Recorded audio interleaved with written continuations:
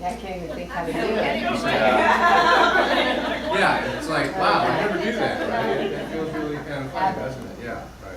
Well, I'm just bringing this up because, you know, that's part of the challenge that you're going to have in using this stuff. And we're going to get into a lot more of the application thing. And I think you saw a little bit yesterday that there is a huge gap between knowing and doing. You know, and my observation is when you ask people what they do, often they're very good at talking about what they do. But then when you say, let's do it, okay, let's actually, I'm going to be the customer, I'm going to come in, now just do it, let's play it. And people want to jump, well, I normally wouldn't do that. Well, okay, come on, you're sales, we're in sales, okay, so you can do it. There's practice, you know, that's what you have to do. If you're going to get good at something, you have to practice. And so, oh, well, I would not, well, hard to keep people focused. You saw it was like yesterday. Yeah. It was, you know, tell me what you did right. No, you know, it's like this. Not that comfortable. So I'm just saying that cognitive dissonance thing is going to come back up again, because when you start using these things, even like the note-taking page, you know, will you make yourself use it? You know, bring it out and actually have the discipline to use it when someone comes in. It takes a little bit of, you know, discipline and control, and first couple times it's going to be a little bit uncomfortable. When we do some more of these exercises this afternoon and role plays where we want you to demonstrate and use the purpose, process, payoff statement, you know, use the aspects of the welcome, understand, introduce, connect, complete, use the note-taking page, do it just, one of the things we did also is you saw me sum up what the person had said.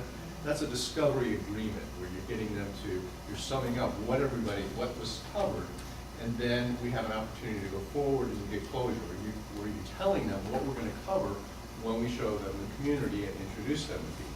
Okay, well, that's probably a little different than what you've been doing so far. So, to do that, what happens, and you'll find, I think, this afternoon as we continue to work on this, that you thought you knew how to talk to people. And all of a sudden, it feels like you're dancing with 10-pound shoes. It's like, and it feels awkward. So I'm just here to say that's okay. You know, we introduced a lot of interesting, good ideas that seem like they have some good applicability, and now what we want to do is go into using them so that we're going to do that. And I'm just challenging you to recognize that you probably will have a little resistance to that, and know that that's okay. But just stay with it, and you know, the program can work for you if you allow it to work. Here's the other thing that I do know. Sometimes when people come to these things, they say, well, geez, there's a lot of theory and stuff. Will this stuff really work? Well, I'll tell you, it's not a question of if. It's a question of whether you will allow it to work for you. Because these things have been really proven. They're really based on sound philosophy, understanding of a customer-centered approach. And also, we've used these things and proven them. We know and can see the difference in how they will move things forward. And remember, going back to the first thing we said, what's the whole goal that we want to have come out of this training?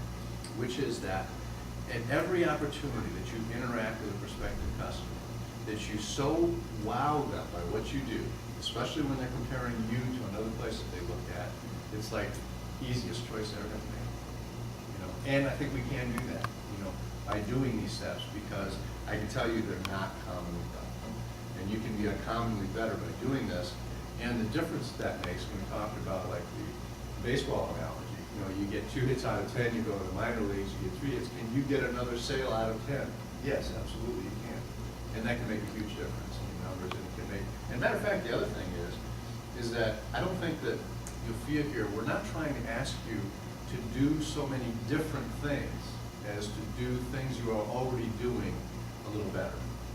Like, you know, like we said here in terms of questions. It's like, not that you're not doing, and there isn't any sense here that you're not doing things well. It's like, okay, how can we do things even better? You know, you're already talking to people, already doing a great job managing your communities, already explaining them, you have a good heart about what you're doing. So now what we're saying is, let's do that even better. And, you know, the truth is that it will feel good, because like when you have, you know, sometimes if you start talking to somebody, some people you just connect with, you know, and it works, it's great. And then there's some other people, it's like, there's something like sand in the Vaseline somewhere, it just doesn't feel right, you know? And so Why is that? Well, some people, you seem to make a better connection. Well, part of it is sometimes is that not everybody just warms up right away. And by using this process, you help create a better credibility to overcome some of that, to allow people to open up. So when you have a better process, you get a better result. So that's part of this too, is I think you'll find that using these things will allow you to feel more comfortable and feel better doing your job. So it's not like going back, I don't want you to have this perception like, oh my God, now I got another report, another thing, another layer, and this is gonna cause this. Matter of fact, the thing I would say is that if you use these techniques, you can actually shorten the sales cycle because you get more complete information and you get things better. For instance, one of the examples, I mean, how many times have you had a family member and other members come back 2, 3, 4 times and you still haven't gotten closure with them, and you know like they should be able to make a decision already. Everything seems to be pretty clear. Well, sometimes that's because we haven't done as good a job, for instance, in uncovering all of the various factors sooner. So if you use a T-note-taking page and you do a better job, getting to the heart of the matter. And remember when we talked here too about the fact that there are emotional icebergs like this, where sometimes we only get a little bit of information and we stop there because we go off talking about things. They say, well, Mom really isn't eating well and we're concerned about that. We say, oh, we've got a food program and we didn't go any deeper. But now what we're saying in this training is, well can you tell me more about that?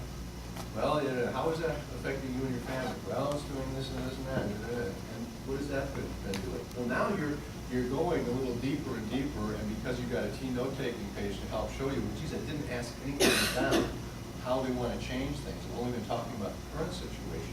You get more of this deeper stuff underneath here, so that when you're getting to a point of making a recommendation, you have more ideas and things that you can recommend to them, whereas before you didn't have a clue. You're just kind of stabbing in the dark saying, well, this should be good for you. And instead of hearing a specific example, like, my wife has been making these meals and Meals on Wheels isn't coming, and it's really created a problem. She's stressed out. She's had to take time off of work. Well, now you have a specific example of something that really makes an emotional connection to them that can allow you to recommend things that can make a difference. So you see what I'm saying? It's not necessarily going to make your life harder or make it more work for you, but actually shorten the amount of work that you have. And when people say yes more often, that's better. People ask me about sales, how do you like sales and what's sales like? I say, well, it's kind of like fishing. Cast your line out, reel it back in. You know what? Sales is a lot better when you're catching fish. Feels a lot better. And here's the other part. I know also one of the toughest things in selling is the fact that we know that, at best you're going to get 2 or 3 out of 10, okay? We can know that intellectually, but you know what? I want to win every one. I mean, don't you? I mean, emotionally you do. You want to win every one of them, and that's hard, and that's one of the things, and that's where sometimes we just have to have the understanding and the belief in ourselves that that's okay. As they say, when you get those no's, it's just, you're just getting closer to a yes. So that when you get so many no's, if you're only going to get 3 out of 10, if you had a bunch of no's, then you're just getting that much closer to a yes. So these things will work, you just have to allow them to work for you. And that's one thing that I want to say, because I know there's a lot of new stuff here. Done a great job representing them, great job paying attention. I love some of the artwork, by the way, some of the connections, just absolutely marvelous, so good stuff. What I have next for you is a couple of other tools today, and then we're going to spend some time, we're going to see a weekly sales meeting, we're going to do a demonstration of that. And then also this afternoon we're going to practice, we're going to stay together for parts of it, and then we're going to have some separate practices with the EDs doing some practices on a weekly sales meeting and some of their components. And then also for our CRDs, we're going to practice more of the entire sales process, really from greeting somebody to doing that whole discovery. We're going to introduce a couple of tools this morning, and then we're going to practice this afternoon. Okay? Is this the same training that people that aren't here have gotten already? Yes. But they didn't have you all with them, that's all. And it wasn't documented in camera.